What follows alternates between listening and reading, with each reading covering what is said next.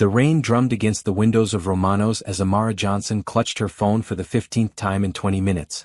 The screen showed 8:47 p.m. in bold white numbers, each digit feeling like a tiny stab to her already wounded pride. Her blind date was now 2 hours and 47 minutes late, and the expensive red dress she had bought on sale 3 weeks ago suddenly felt like a costume for a role she was never meant to play. She stared at the empty chair across from her, its burgundy leather seeming to mock her with its perfection. The white tablecloth stretched between them like an ocean of disappointment, and the single red rose centerpiece might as well have been a funeral arrangement for her dying hope. Around her, couples laughed over plates of steaming pasta and glasses of wine that cost more than she made in a day at the city library. The waiter, a kind man named Giuseppe with salt and pepper hair, approached her table for what felt like the 100th time. His eyes held the same gentle pity that made her stomach clench with embarrassment. "Miss, perhaps another breadstick while you wait?" he asked softly, his Italian accent wrapping around the words like a warm blanket she desperately needed. Amara forced a smile that felt more like a grimace. "Yes, please. And maybe some water." She already had 3 glasses of water, but asking for something free felt safer than ordering anything else. The $10 bill in her purse was meant to cover a simple appetizer, not a full meal at one of the city's most expensive restaurants. Her coworker Tom had assured her that her date, some businessman friend of his cousin, would handle dinner. "He's loaded, girl. Don't even worry about it," Tom had said with that confident grin that now seemed incredibly naive. But the businessman never came, and here she sat, a beautiful African-American woman in a stunning red dress, slowly dying of humiliation in front of an audience of strangers. What hurt most was not the stood-up date itself, but what it represented. This was supposed to be her fresh start, her chance to meet someone who might actually appreciate her gentle nature and love of books. Instead, it felt like confirmation of every insecurity that kept her awake at night. Maybe she really was not pretty enough, successful enough, or interesting enough to deserve love. At the table next to hers, she noticed a man in an expensive navy suit sitting with a little girl who could not have been older than 6. The child had dark curls that bounced when she moved her head, and she wore a bright blue dress with white flowers that made her look like a small princess. The man himself was handsome in that understated way that suggested confidence rather than arrogance, with kind brown eyes and black hair that looked perfectly styled even after what had clearly been a long day. The little girl, Sophie, had been stealing glances at Amara throughout the evening, her big brown eyes full of curiosity. When she caught Amara looking back, she offered a shy smile that was the first genuine warmth Amara had felt all night. "Daddy," Sophie whispered, tugging on her father's sleeve, "why does the pretty lady look so sad?" Nathan Rodriguez followed his daughter's gaze to the woman at the next table. He had been watching her too, though he tried to be discreet about it. There was something about her quiet dignity in the face of obvious disappointment that struck him deeply. She held herself with such grace, even as her hope clearly crumbled with each passing minute. "I think she's waiting for someone who might not be coming," Nathan replied softly, his heart going out to this stranger who somehow felt familiar. Sophie's face scrunched up in the way it did when she was thinking hard about something important. "That's not fair. She's really pretty and she looks nice. Why wouldn't someone want to have dinner with her?" Nathan could not answer that question because he was wondering the same thing. The woman was indeed beautiful, with warm brown skin that seemed to glow under the restaurant's soft lighting and natural hair pulled back in an elegant style that framed her face perfectly. But more than her physical beauty, there was something about her that drew his attention. Maybe it was the way she thanked the waiter each time he checked on her, or how she carefully folded her napkin between nervous fidgets with her phone. "Can we help her somehow?" Sophie asked, her voice carrying the innocent certainty that all problems could be solved with enough kindness. Nathan's heart swelled with pride for his daughter's compassionate nature. Since losing her mother 2 years ago, Sophie had become even more sensitive to others' pain, as if recognizing suffering had made her more determined to fight it wherever she found it. "What did you have in mind, sweetheart?" Sophie's eyes lit up with an idea. "Could you pay for her dinner?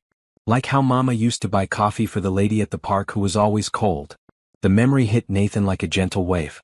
His late wife Elena had indeed been the type of person who quietly helped strangers, leaving larger tips for struggling waitresses and buying groceries for elderly neighbors. It was one of the things he had loved most about her, and seeing that same spirit in Sophie made his chest tight with both grief and pride. "That's a beautiful idea," he said, signaling Giuseppe with a subtle gesture. The waiter approached their table with practiced discretion. "Yes, Mr. Rodriguez?" "The lady at table 12, Nathan said quietly. "I'd like to take care of her entire meal tonight." Please don't mention my name. Just tell her it's been handled by someone who hopes she has a lovely evening." Giuseppe nodded with understanding. He had worked at Romano's for 15 years and had seen his share of both human cruelty and kindness. "Of course, sir. Should I suggest anything in particular?" "Whatever she would like. Price is not a concern." As Giuseppe walked away, Sophie beamed at her father. "Mama would be proud of you, Daddy." Nathan squeezed her small hand, feeling Elena's presence in the kindness they were sharing. "She'd be proud of both of us. It was your idea after all." Across the small space between their tables, Amara was completely unaware that her evening was about to change in the most unexpected way. She had finally accepted that her date was not coming and was trying to calculate whether she could afford both bus fare home and the appetizer she had ordered when Giuseppe appeared beside her table with a warm smile. "Do you believe in guardian angels? Because sometimes they come in the most unexpected forms, sitting at the very next table when we need them most." What would you have done in Amara's situation? Share your thoughts in the comments below and don't forget to subscribe for more heartwarming stories that prove love can bloom in the most unlikely places. The restaurant around them hummed with conversation and the gentle clinking of silverware against plates. But for a moment, it felt like the three of them existed in their own little bubble of possibility. Nathan watched as Giuseppe prepared to deliver news that would change not just Amara's evening, but potentially all of their lives in ways none of them could yet imagine. Giuseppe approached Amara's table with the practiced grace of someone who had delivered both good news and bad news countless times over the years. His weathered hands carried a leather folder that seemed to glow with possibility under the soft restaurant lighting. "Miss Johnson," he began, his Italian accent making her name sound like music, "I have some wonderful news for you this evening." Amara looked up from her phone, where she had been composing and deleting increasingly desperate text messages to Tom about his missing cousin's friend. Her brown eyes, which had been fighting back tears of embarrassment for the past hour, now held a flicker of curiosity mixed with caution. "I'm sorry, but I think there's been some mistake," she said softly. "I haven't ordered anything except the bruschetta, and I was actually about to." Giuseppe held up a gentle hand, his smile growing warmer. "No mistake at all, dear lady. Your entire evening has been taken care of by another patron who wishes to remain anonymous. Everything you order tonight is completely covered." The words hit Amara like a physical force, leaving her momentarily speechless. Her first instinct was to refuse, to politely decline this incredible generosity from a stranger. Growing up, her grandmother had always taught her to be wary of gifts from people she did not know, that there was usually a price to pay for unexpected kindness. I can't accept that," she stammered, her hands trembling slightly as she reached for her purse. "It's very kind, but I couldn't possibly let someone." "With respect, miss," Giuseppe interrupted gently, "the gentleman was very specific. He said to tell you that kindness given freely expects nothing in return, and that refusing would actually hurt his feelings more than accepting would help yours." The older man's eyes twinkled with something that looked suspiciously like he had been part of similar conversations before. "In my 15 years here, I have seen many acts of generosity, but rarely one given with such pure intention. This person simply saw another human being having a difficult evening and wanted to help. Nothing more, nothing less." Amara felt her carefully constructed walls beginning to crumble. The practical part of her mind, the part that balanced her meager budget to the penny each month, whispered that she desperately needed this help. The $10 in her purse would barely cover bus fare home if she ordered anything substantial, and she had not eaten since her hurried lunch 6 hours ago. "Are you absolutely sure they don't want anything?" she asked, her voice barely above a whisper. "I'm certain, dear. The only request was that you enjoy your evening and know that there are still good people in this world." As if summoned by their conversation, a small voice piped up from the direction of the neighboring table. "Excuse me, pretty lady?" Amara turned to see the little girl in the blue dress approaching her table with careful steps, clutching something small in her hands. Behind her, the handsome man in the navy suit was rising from his chair with an apologetic expression, clearly intending to redirect his daughter back to their table. "Sophie, remember what we talked about bothering other diners?" he began. But the little girl was already at Amara's side, her big brown eyes filled with the kind of earnest concern that only children can manage without seeming intrusive. "I made this for you," Sophie said, extending her small hand to reveal a delicate origami flower crafted from a white napkin. The tiny creation was surprisingly detailed, with carefully folded petals that caught the restaurant's warm lighting. "You looked really sad, and flowers always make me feel better when I'm sad." Amara's breath caught in her throat. The simple gesture, offered with such innocent sincerity, nearly broke through the last of her emotional defenses. She accepted the paper flower with hands that shook slightly, cradling it as if it were made of real petals. "This is the most beautiful flower anyone has ever given me," she said, and she meant every word. "Did you make this yourself?" Sophie nodded proudly, her curls bouncing. "My mama taught me before she went to heaven. She said that when we make pretty things for people, it's like giving them a little piece of our heart." The innocence of the statement, delivered with such matter-of-fact acceptance of loss, made Amara's eyes well up with tears. But these were not the tears of embarrassment and disappointment that had threatened all evening.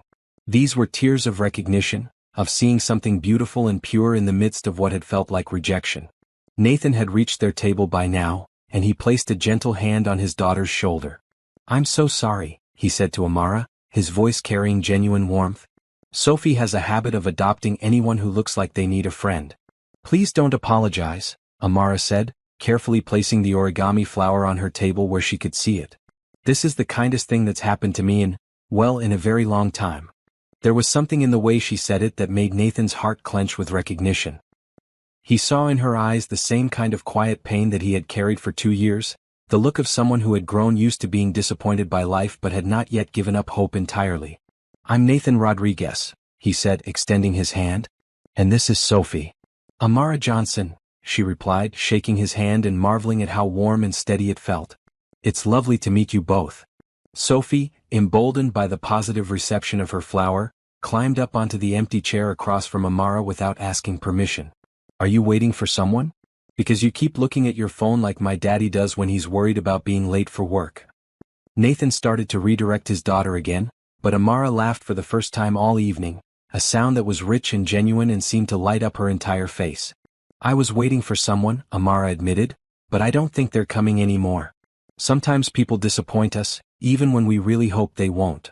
Sophie considered this with the seriousness that 6-year-olds bring to important matters. "Well, that's silly of them. If I had a dinner date with you, I would definitely come. You seem really nice and you like flowers." "Sophie," Nathan said gently, though his eyes were twinkling with amusement at his daughter's straightforward logic, "perhaps we should let Miss Johnson enjoy her dinner." But Giuseppe, who had been watching this interaction with the pleased expression of someone witnessing a perfect plan coming together, chose that moment to interject. "Actually," he said, "if I may suggest, we have a lovely table for 4 in the garden area that just became available. Sometimes the best remedy for a disappointing evening is unexpected company." Amara looked between Nathan's kind face and Sophie's hopeful expression, feeling as though the universe was offering her something she had not even known she needed. Every logical part of her mind told her to decline, to thank them for their kindness and retreat to the safety of solitude. But the origami flower sitting on her table seemed to whisper that maybe, just maybe, it was time to say yes to something beautiful. "I would love that," she heard herself saying, "if you're sure I wouldn't be intruding." "You wouldn't be intruding at all," Nathan said quickly.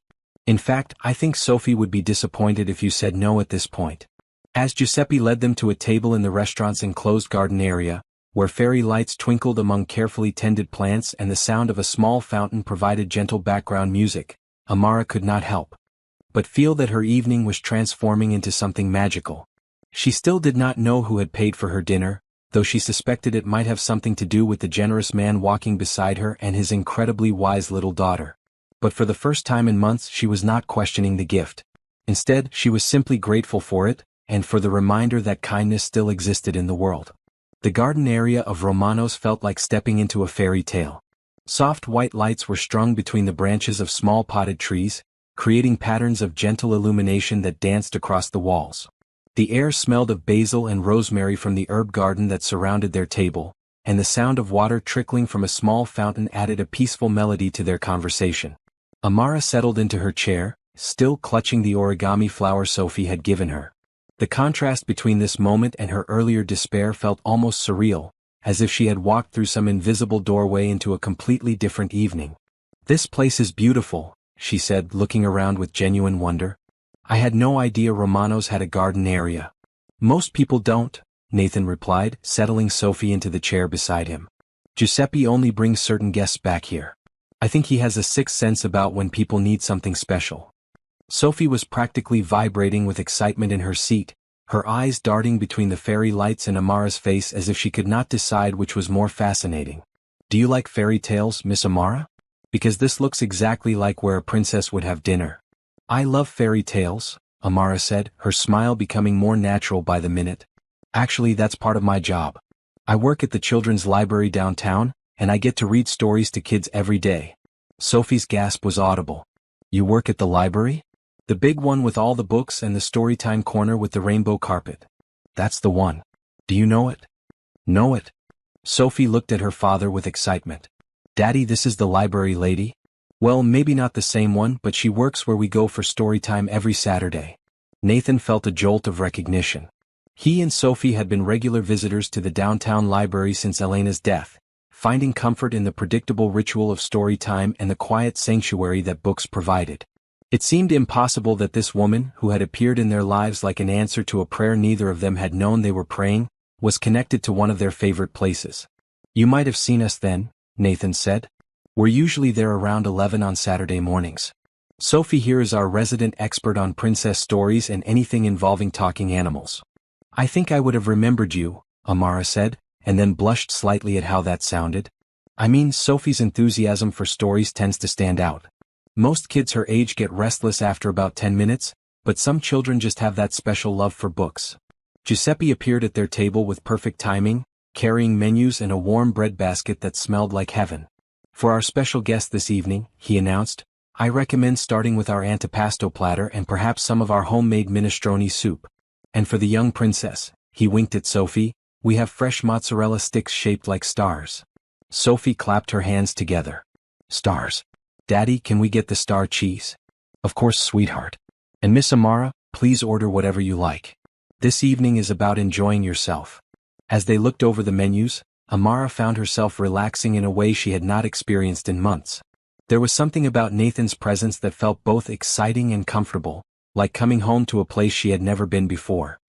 He had the rare quality of giving his complete attention to whoever was speaking, whether it was his 6-year-old daughter or a woman he had just met. So how did you end up working at the library? Nathan asked as they waited for their appetizers. It seems like the perfect job for someone who loves stories. It really is, Amara said, her face lighting up in a way that made Nathan's chest feel warm. I actually started there as a volunteer when I was in college, just shelving books and helping with events. But the head librarian, Mrs. Chin, saw that I had a way with the children during story time. When a position opened up 3 years ago, she recommended me for it. And you love it? I absolutely love it. There's something magical about watching a child discover a story that speaks to them. Sometimes I'll see a shy kid come in week after week, barely participating, and then suddenly they're raising their hand to answer questions or asking to hold the book so everyone can see the pictures better. She paused, tucking a strand of hair behind her ear. It sounds silly, but I feel like I'm helping to create future readers, people who will carry these stories with them forever. That doesn't sound silly at all, Nathan said sincerely. It sounds like you're doing something that matters. Not everyone can say that about their work. Sophie, who had been listening intently while arranging her napkin into different shapes, suddenly looked up. Miss Amara, do you have a favorite story? Oh, that's a tough question. I love so many of them. Amara considered for a moment. But I think my very favorite has always been Beauty and the Beast. Not because of the romance exactly, but because it's about looking past appearances to see who someone really is inside. And it's about the power of kindness to transform both the person who gives it and the person who receives it. Nathan felt something shift inside his chest at her words. There was something profound about the way she spoke about kindness, as if she had both given and received it in ways that had shaped her understanding of the world. What about you? Amara asked, turning the question back to him. Do you have a favorite story? Nathan laughed, a sound that was deeper and more genuine than his usual polite chuckles. I have to admit, before Sophie came along, I was not much of a story person. My world was all business reports and market analyses. But now... He looked at his daughter with such love that Amara felt her heart squeeze. Now I think my favorite might be the Velveteen Rabbit. There's something about the idea of becoming real through being loved that speaks to me. The conversation flowed as naturally as the fountain's gentle bubbling.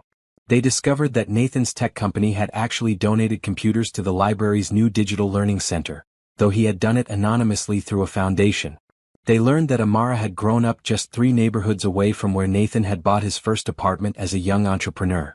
Sophie contributed her own observations about everything from the way the fairy lights made shadows dance on the walls to her theory that all the best stories had at least one animal character who could talk. When their food arrived, the conversation continued seamlessly. Nathan found himself genuinely curious about Amara's thoughts on everything from her favorite books to recommend to children Sophie's age, to her opinions about the city's new literacy programs. There was an intelligence in her responses that went beyond her obvious education, a thoughtfulness that suggested she was someone who truly listened to the world around her. "Can I ask you something?" Amara said as they shared the antipasto platter, her voice carrying a note of curiosity that had been building throughout their conversation. "Of course. Earlier, when Giuseppe told me someone had paid for my dinner, that was you, wasn't it?" Nathan paused with a piece of bread halfway to his mouth, caught between wanting to maintain the anonymous nature of his gift and not wanting to lie to this woman who was looking at him with such direct honesty. Sophie, however, had no such qualms about honesty. "Daddy paid for your dinner because I told him you looked sad and we should help you. Mama always said that helping people was the best way to make friends." "Sophie," Nathan said gently, though he was smiling at his daughter's matter-of-fact revelation. "It's okay," Amara said, looking between them with an expression that was part gratitude and part something deeper that Nathan could not quite identify. "I was hoping it was you, actually. It makes it feel less like charity and more like—" She paused, searching for the right words, "more like the kind of thing friends do for each other." "Friends," Nathan repeated, and the word felt both exactly right and somehow insufficient for what was building between them. "I hope we can be friends," Amara said, and then with a courage that surprised even herself added, "all three of us." Sophie beamed as if this was the best news she had heard all week. "Can we be the kind of friends who have more dinners together? Because this is the most fun I've had in forever, and you make Daddy smile in a way he hasn't since Mama went to heaven." The innocent observation hung in the air for a moment, carrying a weight that all three of them could feel. Nathan felt exposed in a way that should have been uncomfortable but somehow was not. Amara felt her heart opening in a way that should have been scary but felt like coming home instead. "I would love to have more dinners together," Amara said softly, looking directly at Nathan as she spoke. "If that's something you'd both like." Nathan realized that the answer to that question was so obvious he wondered why he had spent any time thinking about it at all. "I think," he said, his voice carrying a warmth that made Amara's pulse quicken, "that would be the best thing that's happened to us in a very long time." As if to seal their newly declared friendship, Giuseppe appeared with a dessert menu and a knowing smile. "Perhaps," he suggested, "something sweet to celebrate new friendships? I have a feeling this is going to be a very special evening indeed." The next morning brought the kind of crisp autumn sunshine that made the world look newly washed and full of possibility. Amara arrived at the library 30 minutes early, which was unusual for her, but she had been too excited to sleep properly and decided that organizing the children's section would be a better use of her nervous energy than lying in bed replaying every moment of the previous evening. The downtown library was her sanctuary, a place where she felt most confident and capable. Built in the 1920s, it still retained much of its original grandeur with high vaulted ceilings, tall windows that let in streams of golden light, and the comforting smell of books that had been loved by thousands of readers. The children's section was her particular pride, a colorful corner she had helped redesign 2 years ago with rainbow carpet squares, low shelves arranged to create cozy reading nooks, and child-sized furniture painted in bright primary colors. As she straightened the picture books and prepared for the day's first story time, Amara could not stop thinking about Nathan and Sophie. There had been something almost magical about the evening, the way conversation had flowed so naturally and how Sophie had seemed to bloom under the attention of two adults who were genuinely interested in her thoughts and observations. She was arranging a new display of books about friendship when she heard familiar voices at the library's main entrance. Her heart did a little skip as she recognized Sophie's excited chatter echoing through the high-ceilinged space. "And she makes voices for all the different characters, and she knows which books have the best pictures, and she gave me the prettiest flower made out of a napkin that I'm going to keep forever." Amara smiled to herself, touched by the child's enthusiasm, and walked toward the entrance to greet them. What she saw made her stop in her tracks. Nathan was dressed more casually than the night before, in dark jeans and a forest green sweater that brought out the warm brown of his eyes. He carried a large coffee cup and wore the slightly frazzled expression of a single parent who was trying to keep up with an energetic 6-year-old first thing in the morning. Sophie bounced beside him in a bright red coat and matching hat, practically vibrating with excitement. "Miss Amara." Sophie called out as soon as she spotted her, breaking away from her father to run across the library's marble floor. "You're here. Daddy said we could come visit you at work if it was okay, and I told him it would definitely be okay because librarians love when people come to visit books." "Sophie's right," Amara said, catching the little girl in a hug that felt as natural as breathing. Librarians do love visitors, especially ones who are so excited about books. Good morning, Nathan. Good morning, he replied, and there was something in his voice that made the simple greeting feel like more than just polite conversation. I hope you don't mind us dropping by. Sophie woke up this morning with very specific plans about how we should spend our Saturday. I don't mind at all. Actually, story time doesn't start for another hour, so we have the children's section mostly to ourselves. Would you like me to show Sophie some of the new books that came in this week? Can we, Daddy? Please? Sophie was already tugging on Nathan's hand, trying to pull him toward the colorful corner that had captured her attention. Lead the way, Nathan said, allowing himself to be guided by his daughter's enthusiasm. As they settled into the story time area, Amara found herself falling naturally into her role as children's librarian, but with an awareness of Nathan's presence that made everything feel more significant. She selected a few books she thought Sophie might enjoy, including a new adaptation of Cinderella with beautiful illustrations and a story about a little girl who befriended a dragon. This one is special, she told Sophie, holding up a book with a shimmering cover, because the little girl in the story discovers that being kind to others creates magic in her own life. Sophie's eyes widened as she took the book and carefully opened it to the first page. The pictures are so pretty. Look, Daddy, the little girl has curly hair like mine. Nathan settled into one of the small chairs, his long legs looking somewhat comical folded up to accommodate the child-sized furniture. She does look like you, he agreed, but his eyes were on Amara as she knelt beside his daughter, patiently pointing out details in the illustrations. There was something about watching Amara in her element that made Nathan's chest feel tight with an emotion he had not experienced in years. She moved with such natural grace among the children's books and bright furniture, her voice taking on different inflections as she read snippets of stories to Sophie. More than that, she seemed to genuinely delight in his daughter's reactions, laughing at Sophie's observations and encouraging her questions in a way that made the little girl glow with confidence. Miss Amara, Sophie said after they had looked through several books, do you think you could read us a story? Not for story time, just for us. I would love to, Amara replied, selecting a book about a princess who saved her kingdom through acts of kindness rather than magic spells. As she began to read, using different voices for each character, Nathan found himself drawn into the story almost as much as Sophie was. But more than the story itself, he was captivated by the way Amara brought it to life. Her voice was musical when she read the princess's dialogue, gruff and amusing for the dragon, and warm with wisdom when she spoke the narrator's words. Sophie hung on every word, occasionally gasping at exciting parts or giggling at the funny voices. And they all lived happily ever after, Amara concluded, closing the book with a satisfied smile.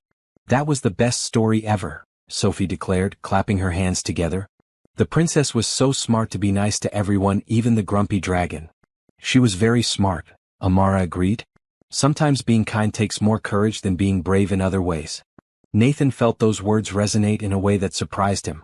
He had spent so much of the past 2 years focused on being strong for Sophie, on building walls around both of them to protect against further loss, that he had almost forgotten what it felt like to simply be kind without expecting anything in return.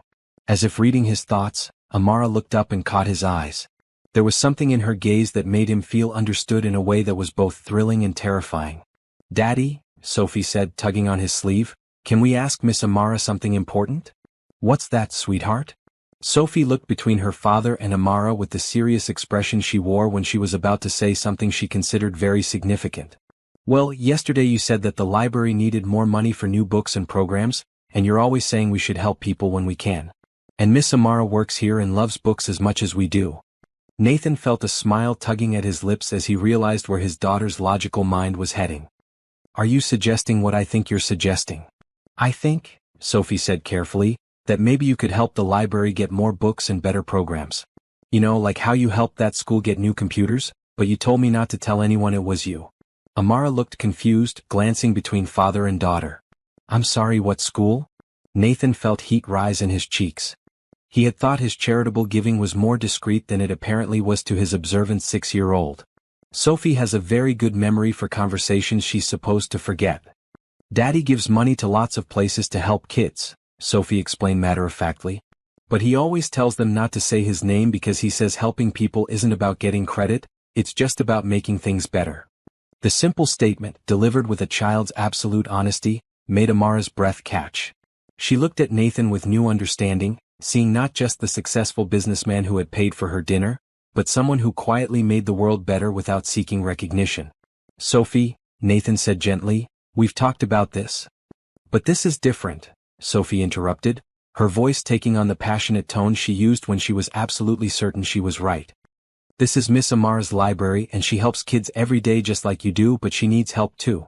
And we like her, so it would be helping someone who's our friend." Amara felt tears prick at her eyes, both at Sophie's generous heart and at the implication of what Nathan's help could mean for the library. They had been struggling with budget cuts for 2 years, having to limit programming and delay necessary updates to their children's section. The idea of having the resources to expand their reach, to help more children fall in love with reading. "I couldn't possibly ask you to," she began, but Nathan held up a hand. "You're not asking," he said quietly. "Sophie is suggesting. And honestly, she's right. I've been looking for meaningful ways to support literacy programs in the city, and I can't think of anywhere that would use funding more effectively than here." "But this is my workplace," Amara protested, though her heart was racing with possibility. "It would be too much, too generous." "Miss Amara," Sophie said, reaching over to take her hand with the solemn gravity of a much older child, "when people want to help because they care about you, it's okay to let them. That's what friends do." The wisdom in those simple words, coming from a 6-year-old who had already learned more about loss and love than most adults, broke through Amara's defenses completely. "What exactly are you proposing?" she asked, looking directly at Nathan. "A complete renovation and expansion of the children's section," Nathan said, his voice taking on the confident tone of someone who was used to turning ideas into reality. "New books, updated technology, expanded programming. Maybe a dedicated space for teenagers and definitely funding for additional staff so you're not trying to do everything yourself." Amara's eyes filled with tears she did not try to hide. That would change everything. We could reach so many more children, create programs we've only dreamed about." "Then we'll do it," Nathan said simply. "On one condition." Amara's heart skipped. "What condition?" "That you let Sophie and me help with the planning.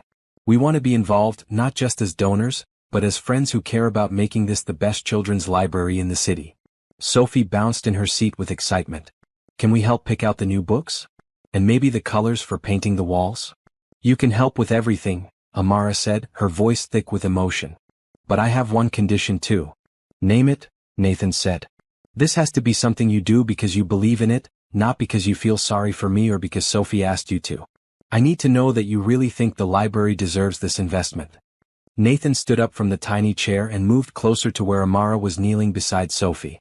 When he spoke, his voice carried a sincerity that made her pulse quicken. "Amara, I've seen you with Sophie for less than 24 hours, and I can already tell that you have a gift for reaching children, for making them feel valued and excited about learning. If you can do that with one little girl in just one evening, imagine what you could do with the right resources and support. This library doesn't just deserve this investment. The children of this city deserve to have someone like you helping them discover the magic of books." The moment stretched between them, filled with possibility and something deeper that neither of them was quite ready to name. Sophie, with the intuitive understanding that children sometimes possess, looked between the two adults and smiled with satisfaction. "This is going to be the best library ever," she declared. "And Miss Amara, now you can help even more kids find their favorite stories." As they spent the rest of the morning exploring the library and discussing possibilities for the renovation, Amara felt as though her life was being rewritten before her eyes. Less than 24 hours ago, she had been sitting alone in an expensive restaurant, convinced that she was destined for disappointment. Now she was walking through her beloved library with a man who saw her dreams as worthy of investment and a little girl who had somehow claimed a permanent place in her heart. When story time officially began and other children and parents started arriving, Nathan and Sophie stayed to watch Amara in action.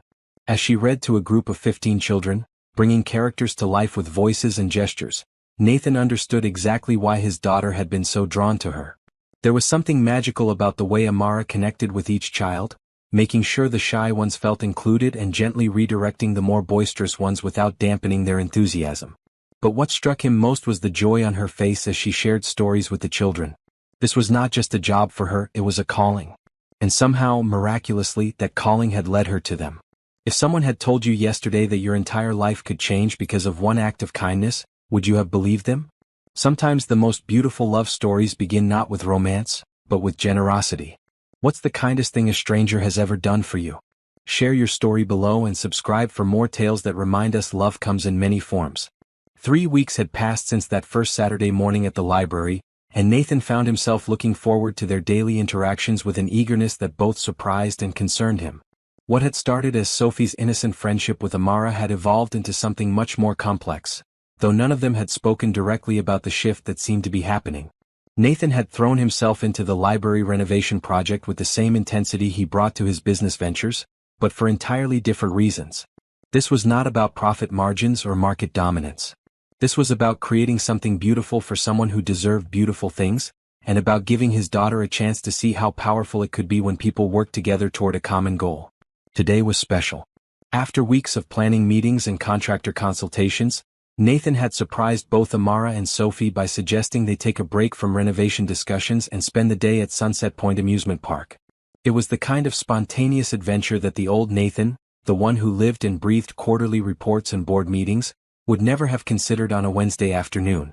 But the new Nathan, the one who had learned to see the world through Sophie's eyes and increasingly through Amara's as well, had called in a few favors and cleared his schedule completely.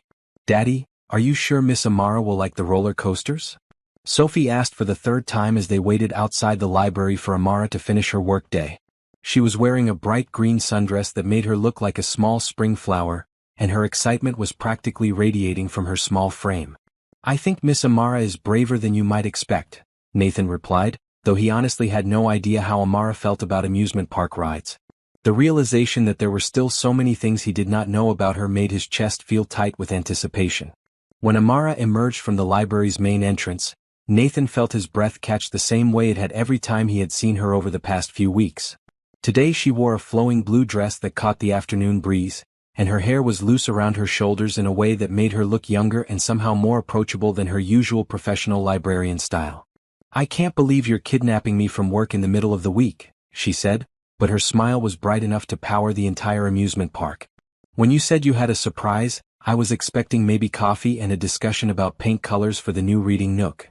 "Coffee is boring," Sophie declared, taking Amara's hand with the casual possessiveness that had developed over their weeks of friendship. "Daddy said we needed to do something fun because you've been working too hard on the library plans and you deserve to have adventures." Amara looked at Nathan with an expression that made him feel like he had just accomplished something far more significant than any business deal he had ever closed.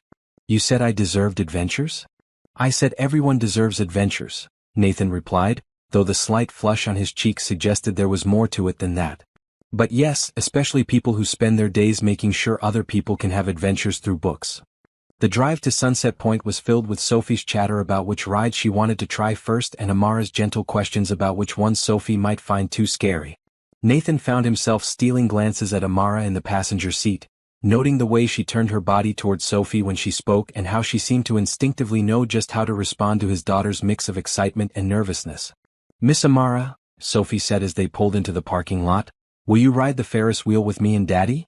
It goes really high up but you can see the whole city from the top." "I would love to ride the Ferris wheel with you," Amara replied. "Though I should probably warn you that I'm not very good with heights. I might need to hold on to both of you." Sophie giggled at this admission. "That's okay. Daddy's really strong so if you get scared he can hold your hand." The innocent suggestion made both adults pause for just a moment, each acutely aware of the implications of hand-holding and what it might mean in the context of whatever was developing between them. "Well," Nathan said, clearing his throat slightly, "we should probably start with some of the smaller rides and work our way up to the Ferris wheel." The next 3 hours passed in a blur of laughter, cotton candy, and the kind of uninhibited joy that Nathan had almost forgotten was possible. They started with the carousel, where Amara and Sophie rode painted horses side by side while Nathan watched from the ground, taking pictures with his phone and marveling at how natural they looked together. Sophie's confidence grew with each ride, and soon she was begging to try the small roller coaster that wound through a miniature version of an enchanted forest. Amara, despite her admitted fear of heights, gamely agreed to accompany her. "Are you sure about this?" Nathan asked as they waited in line, noting the slight paleness around Amara's eyes as she watched the cars climbing the first hill. "Sophie wants me to ride with her," Amara said simply. "Besides, you can't let fear stop you from having experiences, right?" The ride itself was relatively mild by amusement park standards, but Amara's reaction was anything but mild. She screamed with genuine terror on the first drop, clutched Sophie's hand throughout the entire ride, and emerged at the end looking slightly green but laughing with the kind of breathless excitement that comes after surviving something genuinely frightening. "That was amazing," she gasped, steadying herself against the railing as they exited the ride. "Terrifying but amazing." Sophie was bouncing with excitement. "You were so brave, Miss Amara. And you made the funniest faces during the scary parts." "I'm glad my terror was entertaining," Amara replied, but she was grinning broadly.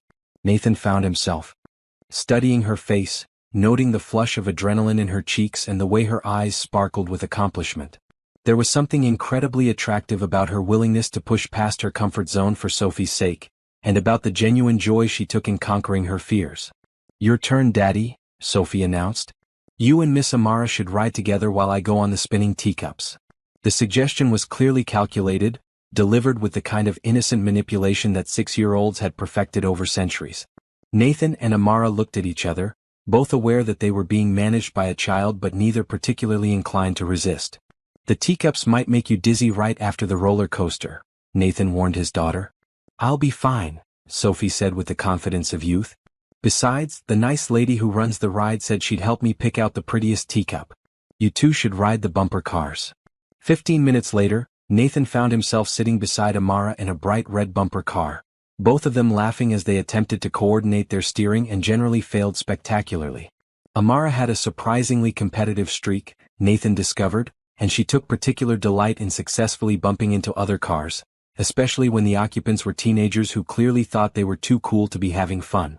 "I had no idea you were so ruthless," Nathan said as they climbed out of the car after several rounds of good-natured vehicular combat.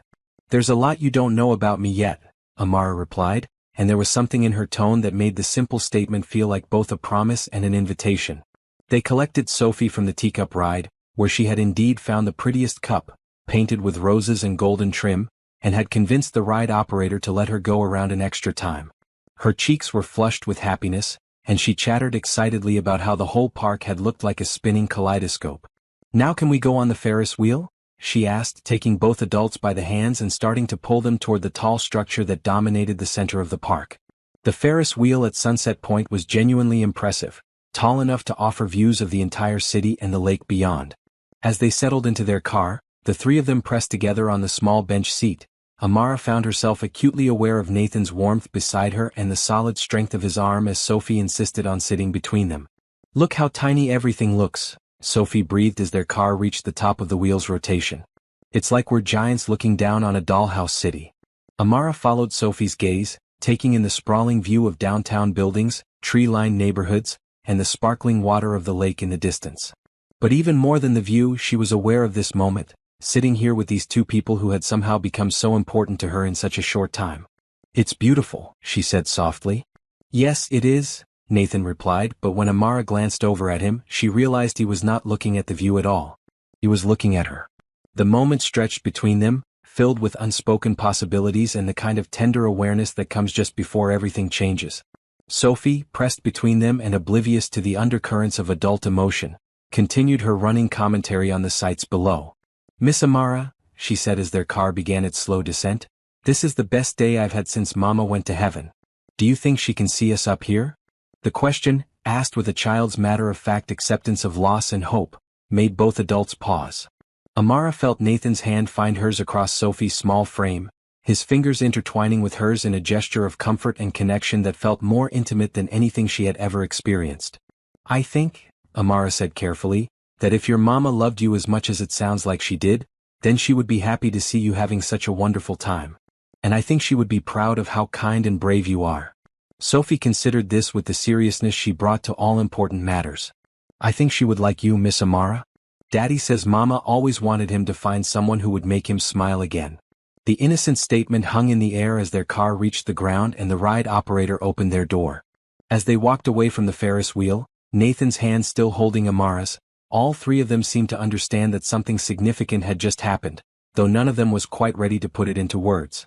They ended the day sharing a dinner of amusement park food, soft pretzels and funnel cake and lemonade that was too sweet and perfect for the occasion. Sophie fell asleep in her booster seat on the drive home, exhausted by excitement and sugar, leaving Nathan and Amara to talk quietly in the front seat as the city lights passed by their windows. "Thank you for today," Amara said as they pulled into the library parking lot where her car was waiting. I can't remember the last time I laughed so much. Thank you for being willing to be kidnapped, Nathan replied. Sophie was right, you know. This was the best day she's had in a long time. The best day we've both had. They sat in comfortable silence for a moment, both aware that they were at one of those crossroads moments where everything could change based on what happened next. Nathan, Amara said softly, I need you to know that these past few weeks, getting to know you and Sophie, it's meant more to me than I think you realize. But I also need to know that this is real, that it's not just about Sophie needing a mother figure or you feeling grateful because I'm helping with the library. Nathan turned to face her fully, his expression serious in the dim light from the parking lot lamps. Amara, what I feel for you has nothing to do with gratitude and everything to do with the fact that you make me want to be the kind of man who deserves someone like you. You make me remember what it feels like to hope for something more than just getting through each day. The honesty in his voice made Amara's breath catch. In the back seat, Sophie stirred slightly in her sleep, and both adults smiled at the soft sound. I'm scared, Amara admitted. I'm scared of caring this much about both of you, and I'm scared of what it means if this is really happening. I'm scared too, Nathan said, reaching over to tuck a strand of hair behind her ear. But I'm more scared of letting fear stop me from finding out what we could be together. As he walked her to her car and watched her drive away, Nathan felt something settle into place in his chest, a sense of rightness that he had not experienced since Elena's death. Tomorrow they would go back to renovation meetings and budget discussions and the careful dance of two adults trying to figure out how to blend their lives. But tonight, under the stars and the lingering magic of a perfect day, everything seemed possible. The autumn evening was crisp and clear as Amara stood outside Nathan's downtown penthouse building, clutching a bottle of wine she had agonized over selecting for 20 minutes at the grocery store. This was her first time visiting his home, and the invitation had felt significant in a way that made her both excited and nervous. Over the past month, their relationship had settled into a comfortable rhythm of daily texts, weekend outings with Sophie, and stolen moments of conversation during library planning meetings.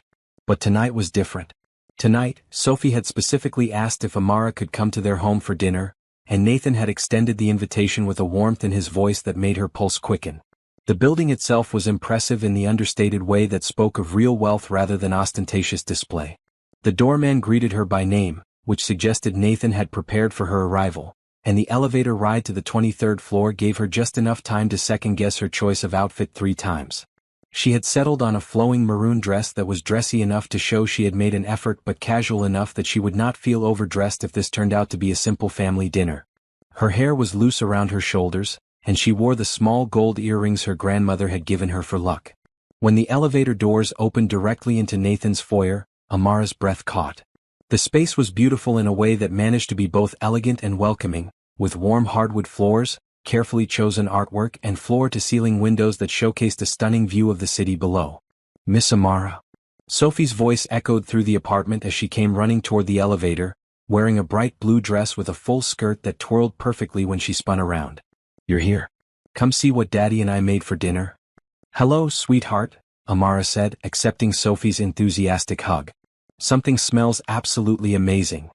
We made chicken parmesan and garlic bread and Caesar salad, and Daddy let me help with everything except the knife parts, Sophie reported proudly. And we have chocolate cake for dessert that we bought from the fancy bakery because Daddy said homemade cake is really hard and we didn't want to mess up your special dinner. Nathan appeared from what Amara assumed was the kitchen, wearing dark jeans and a burgundy sweater that brought out the warm tones in his skin. His hair looked slightly mussed as if he had been running his hands through it, and there was a small spot of flour on his sleeve that somehow made him even more attractive. Sophie has given you the complete menu rundown, I see, he said, smiling in a way that made Amara feel like she was exactly where she belonged. Welcome to our home. Thank you for having me, Amara replied, offering him the wine bottle. I brought this, though I should probably warn you that my knowledge of wine comes entirely from reading the little tags they put on the bottles at the store. It's perfect, Nathan said, accepting the bottle and studying the label with what appeared to be genuine appreciation. Besides, the company is far more important than the wine. Sophie tugged on Amara's hand, eager to provide a tour of their home. Come see my room. I cleaned it specially for you and I want to show you my book collection. As Sophie led her through the apartment, Amara was struck by how much it felt like a real home rather than a wealthy bachelor's showplace.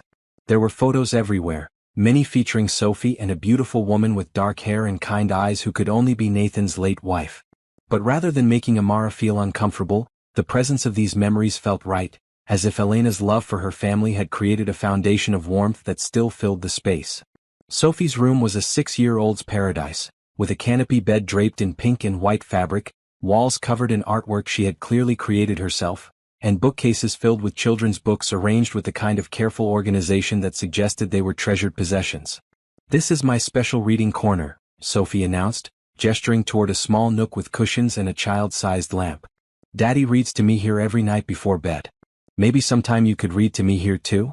The hopeful question, asked with a child's innocent directness, made Amara's heart squeeze with tenderness. "I would love to read to you here sometime if your daddy says it's okay." "He'll say it's okay," Sophie said with absolute confidence. "He likes you a lot. I can tell because he smiles different when you're around, and he hums when he's making coffee in the morning after we talk to you on the phone." Before Amara could process this revelation fully, Nathan appeared in the doorway. "Sophie, I think our guest might like to see the rest of the apartment before dinner gets cold." "Just one more thing," Sophie said, rushing to her bedside table and retrieving the origami flower Amara had made for her that first night at Romano's. It sat in a place of honor next to a framed photo of her parents, carefully preserved despite its delicate napkin construction. "You kept it," Amara said softly, touched by the evidence of how much that simple gesture had meant. "It's my most special treasure," Sophie replied matter-of-factly. "Besides Mama's jewelry box and the book you gave me about the brave princess." As they made their way to the dining room, Nathan caught Amara's arm gently. "I hope the photos don't make you uncomfortable," he said quietly. "Sophie needs to see her mother as part of our daily life and They don't make me uncomfortable at all," Amara interrupted. "They make me feel like I understand both of you better." She was beautiful, Nathan. Sophie looked so much like her. "She has Elena's eyes and her fearless heart," Nathan agreed. "But lately she's been developing a stubborn streak that I suspect might be entirely her own." Dinner was a revelation in domestic happiness. The chicken parmesan was perfectly cooked. The conversation flowed easily between adult topics and Sophie's observations about everything from why flowers were different colors to her theories about what jobs the various people in the apartment building across the street might have. Nathan and Amara fell into an easy rhythm of shared parenting, with Nathan cutting Sophie's food while Amara helped her remember to use her napkin, both of them responding to the little girl's chatter with the kind of patient attention that made her glow with confidence. "Miss Amara," Sophie said as they cleared the dinner plates, "will you help me show Daddy the picture I drew for him? It's a surprise, but I need help explaining it." "Of course," Amara replied, following Sophie to the living room where art supplies were spread across a coffee table. The drawing was unmistakably the work of a 6-year-old, with stick figures and bold primary colors, but the subject matter made both adults pause. Sophie had drawn 3 figures holding hands under a rainbow, clearly representing Nathan, herself, and Amara. Above them, a 4th figure with wings watched from a cloud, smiling down at the group below. "That's Mama," Sophie explained, pointing to the winged figure. "And that's us being a family. I drew it because I think Mama would be happy that we found Miss Amara to help take care of us."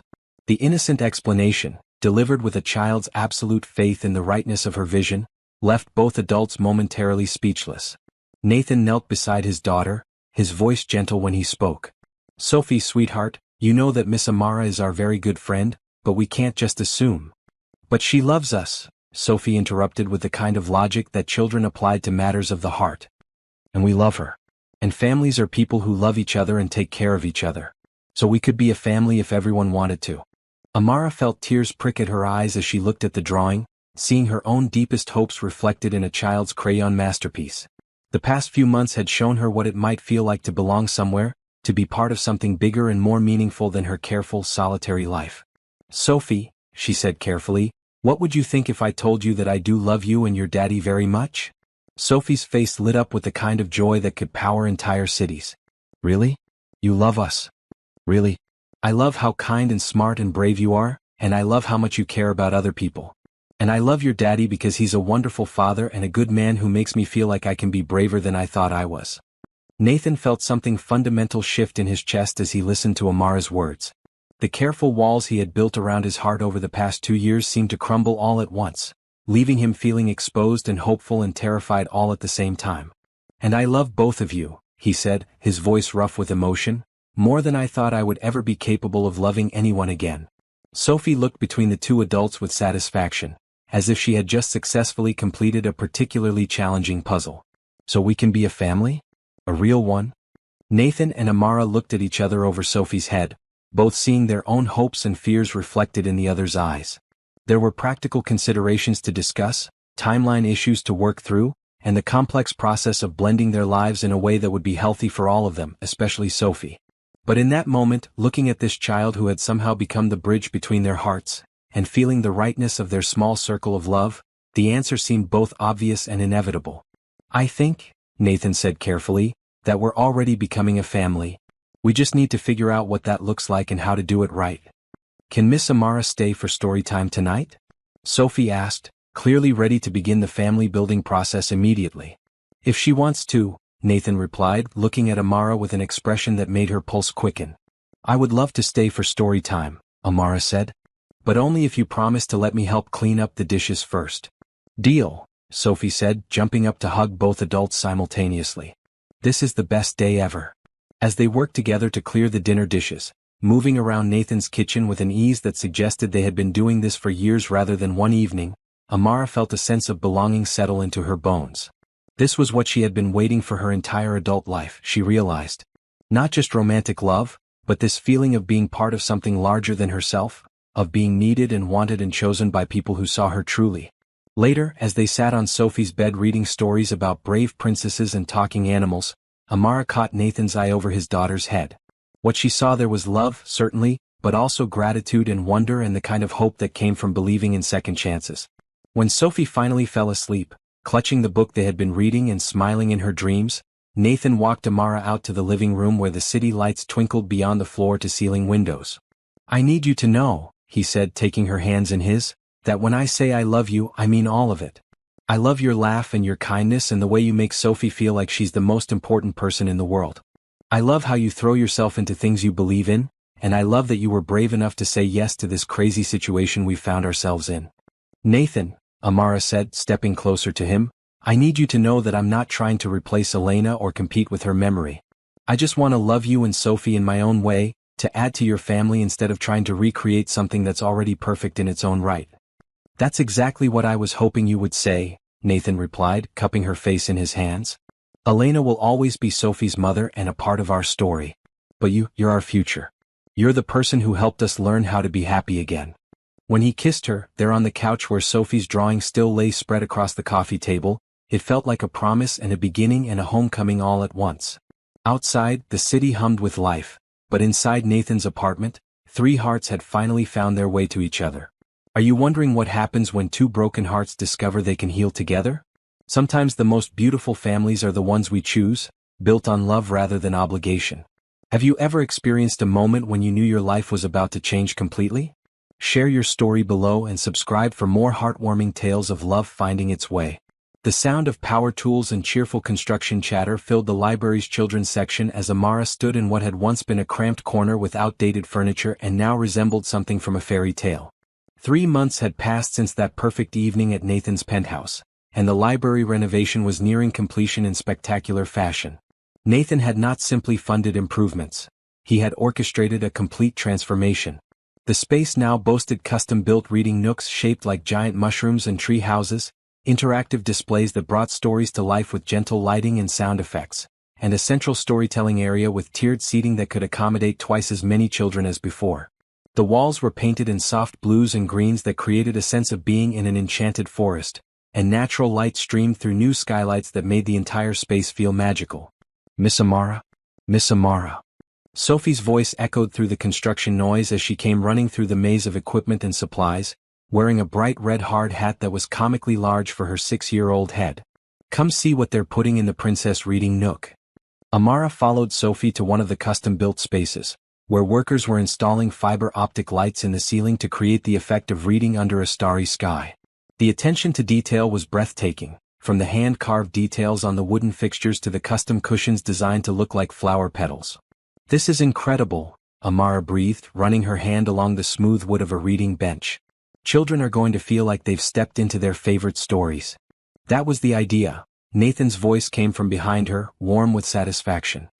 He appeared through the construction maze wearing jeans and a green flannel shirt, his sleeves rolled up and a smudge of dust on his cheek that somehow made him look even more handsome. "Though I have to admit, it's turned out even better than I imagined." "Better than we imagined," Amara corrected, stepping closer to him. This was always a team effort. Over the past 3 months, they had fallen into a partnership that extended far beyond the library renovation. Nathan consulted Amara on every decision, from the color scheme to the selection of new furniture, while she provided the educational expertise that ensured every design choice would serve the children who would use the space. More than that, they had learned to work together with an ease that suggested they had been partners for years rather than months. Sophie had appointed herself as the official supervisor of the project, arriving each afternoon after her kindergarten classes to inspect the progress and offer suggestions that ranged from brilliant to absolutely impossible. Her favorite addition was the story tree, a custom-built structure that looked like an enormous oak tree with reading nooks nestled among its branches. "Daddy," Sophie said, tugging on Nathan's shirt to get his attention, "can we show Miss Amara the surprise now? Please?" Nathan and Sophie had been conspiring about something for the past week, whispering together and giggling at shared secrets in a way that made Amara both curious and slightly nervous. She had learned to trust their surprises, but she had also learned that Sophie's idea of a small gesture and Nathan's execution of that gesture could result in something far more elaborate than anyone expected. "I suppose now is as good a time as any," Nathan said, exchanging a look with his daughter that was full of barely contained excitement. "But we need to go to the main entrance area." They made their way through the library, past the adult sections that were continuing their normal operations while construction continued in the children's area. Amara waved to her colleague Jennifer, who was helping a patron at the reference desk and who had been invaluable in managing the library's day-to-day operations during the renovation chaos. At the main entrance, Amara stopped short when she saw what Nathan and Sophie had been planning. A bronze plaque had been mounted next to the children's section entrance, gleaming in the afternoon sunlight that streamed through the library's tall windows. "The Elena Rodriguez Memorial Children's Learning Center," she read aloud, her voice catching slightly on the words. "Dedicated to fostering the love of reading in young hearts, made possible through the generosity of the Rodriguez Family Foundation." Sophie bounced on her toes with excitement. "Do you like it? Daddy said we should name it after Mama because she loved books and she would have loved this place and she would have loved you too." Amara felt tears prick at her eyes as she looked at the plaque, understanding the significance of what Nathan had done. By naming the renovated space after Elena, he was not erasing his late wife's memory but incorporating it into their new life together, creating a legacy that honored the past while building toward the future. "It's perfect," she managed to say, her voice thick with emotion. "Your mama would be so proud to have her name on something that will help so many children." "She would be proud of all of us," Nathan said quietly, coming to stand beside Amara and placing a gentle hand on her back. "For creating something beautiful together." The words carried layers of meaning that went beyond the library renovation. Over the past 3 months, they had indeed created something beautiful together, not just the physical space but a family dynamic that felt both natural and precious. Nathan and Amara had been careful to move slowly, both aware that Sophie's emotional well-being had to be their first priority, but the little girl had embraced their growing relationship with enthusiasm that sometimes surprised the adults. "Can we have the opening ceremony soon?" Sophie asked, pressing her face against the glass doors that led to the still under-construction children's area. "I want to invite everyone I know to see our library." "Our library," Amara repeated with a smile that made Nathan's chest feel warm. "I like the sound of that." The opening ceremony took place 2 weeks later on a bright Saturday morning that felt touched with magic from the very beginning. The entire children's section had been completed, and the result was even more spectacular than anyone had dared to hope. Local news crews had arrived to cover the story of the anonymous donation that had transformed the space, though Nathan had insisted on keeping his identity private, preferring to let the focus remain on the library and its mission. Families began arriving early, drawn by word of mouth and the excitement that had been building in the community for months.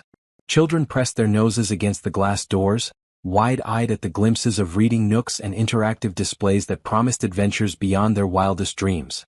Amara stood near the ribbon that stretched across the entrance, wearing a flowing emerald green dress that made her look like a woodland fairy who belonged in the enchanted space behind her.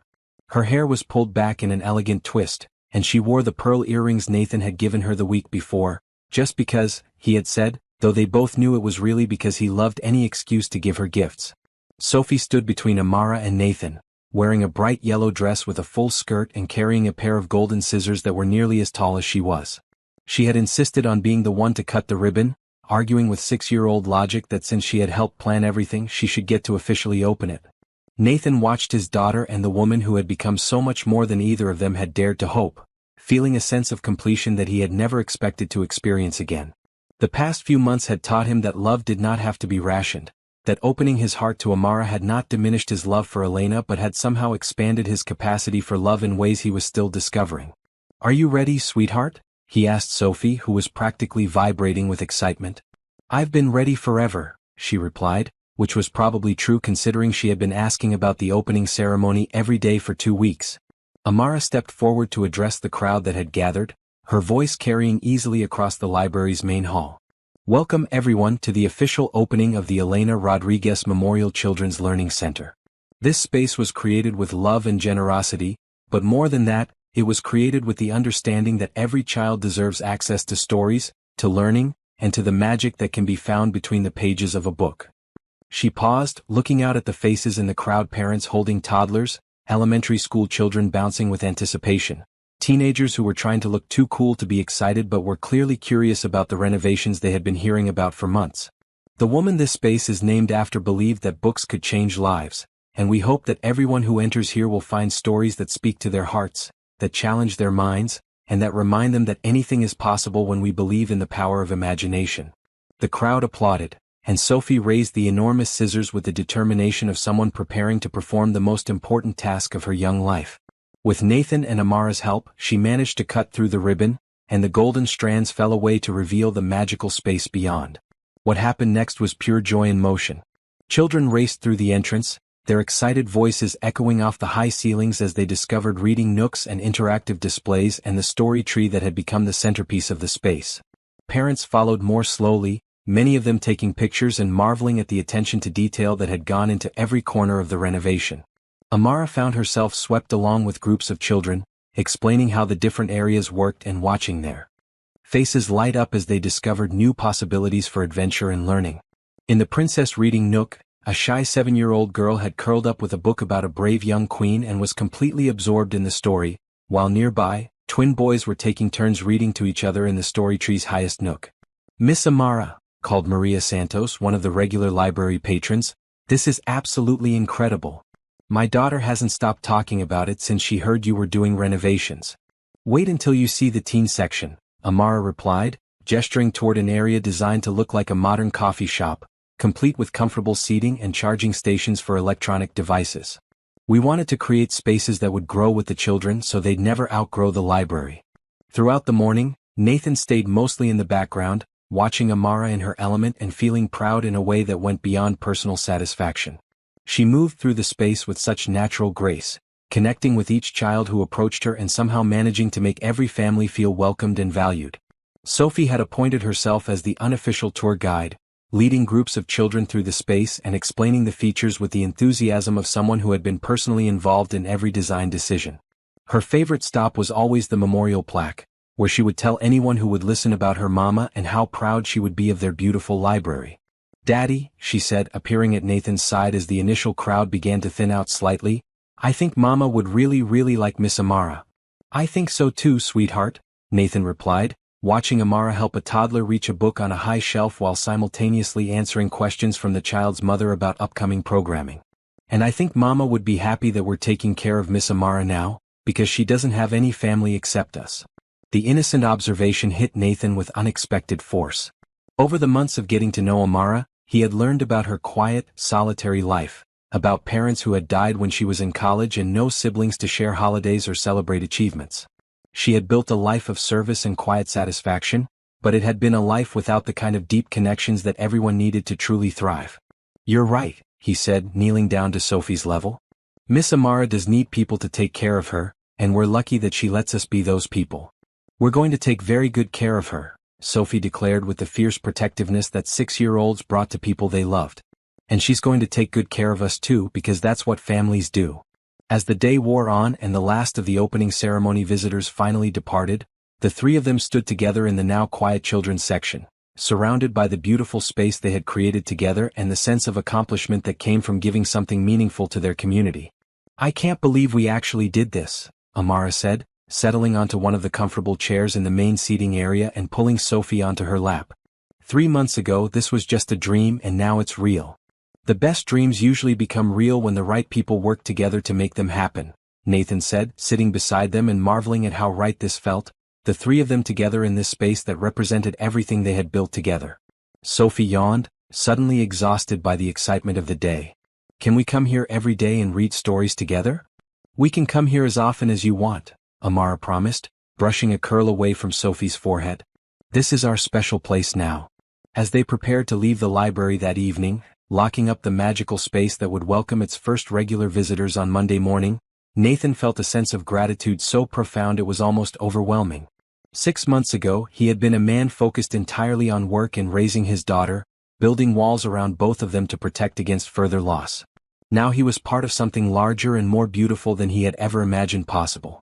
Thank you, he said to Amara as they walked to their cars in the library parking lot. For what? For saying yes to dinner that first night? For saying yes to this project? For saying yes to us? Amara smiled, the expression soft and full of love in the glow of the parking lot lights. Thank you for paying for my dinner when I was too proud to ask for help.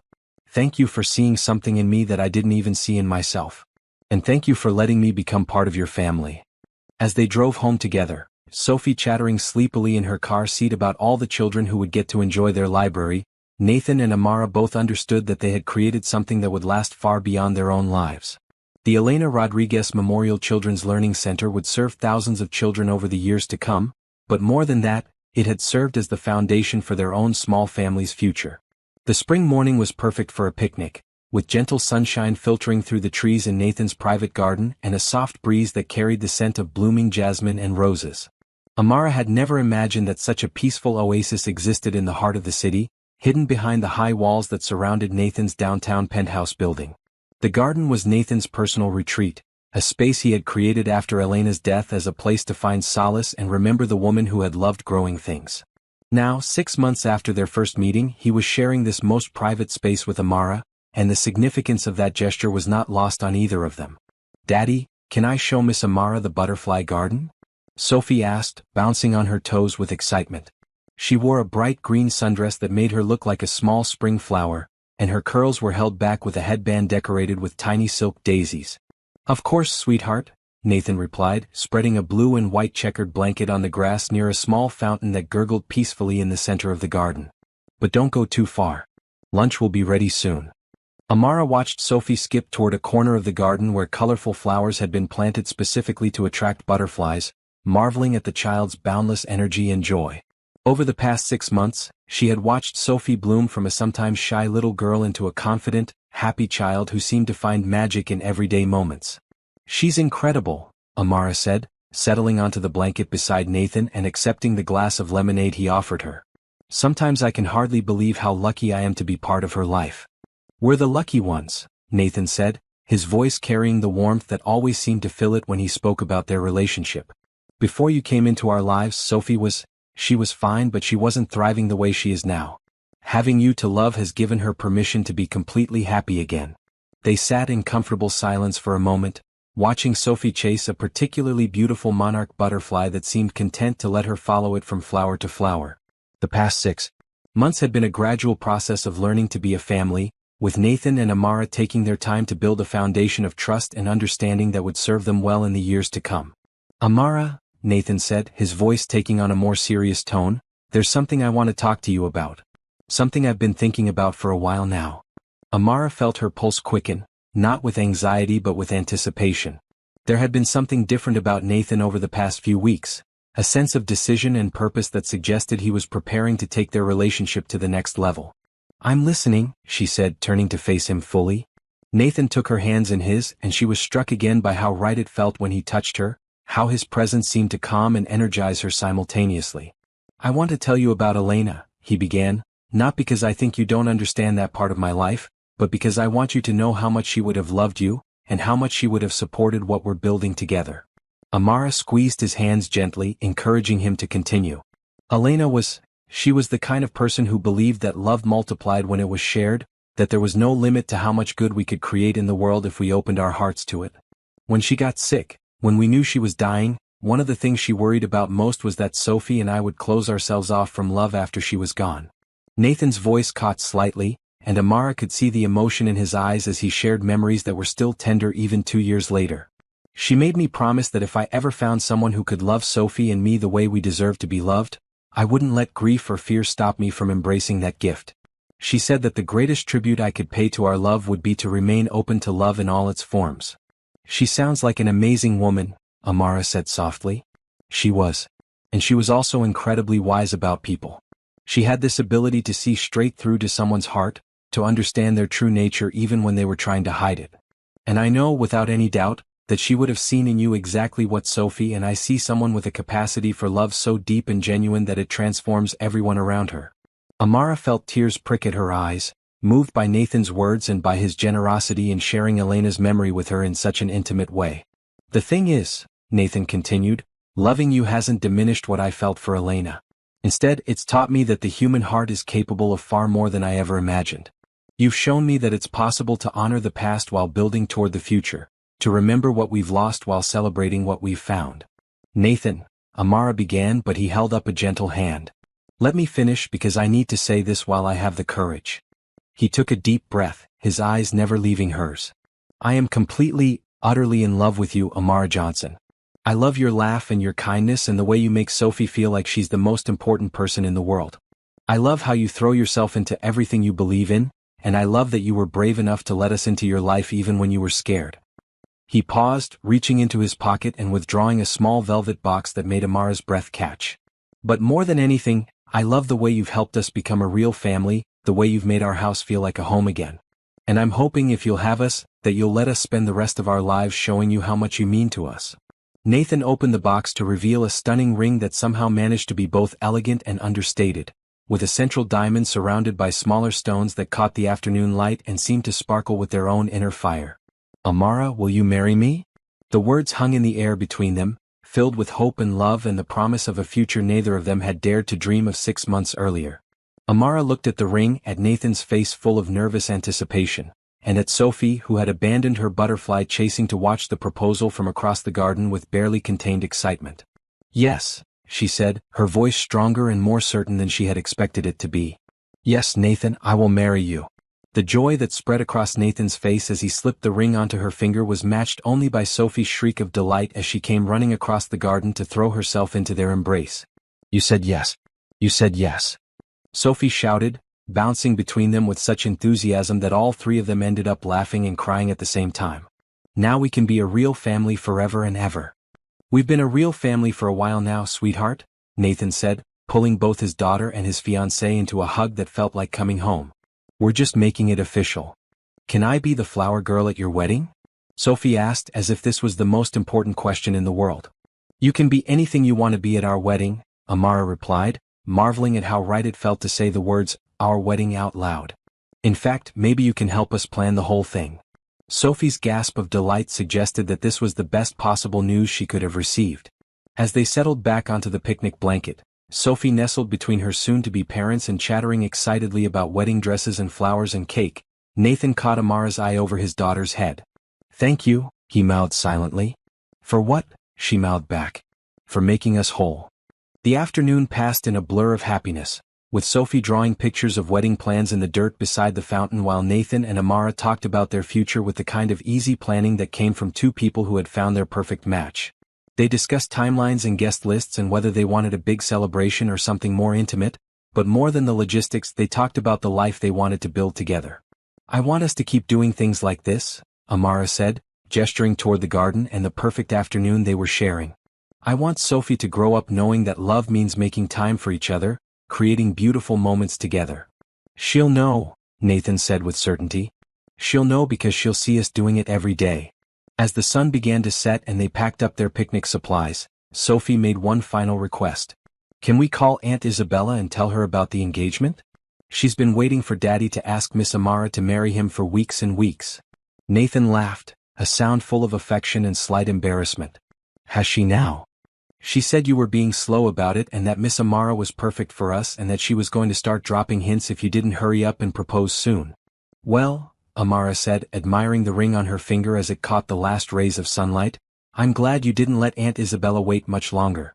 I don't think I could have handled much more suspense.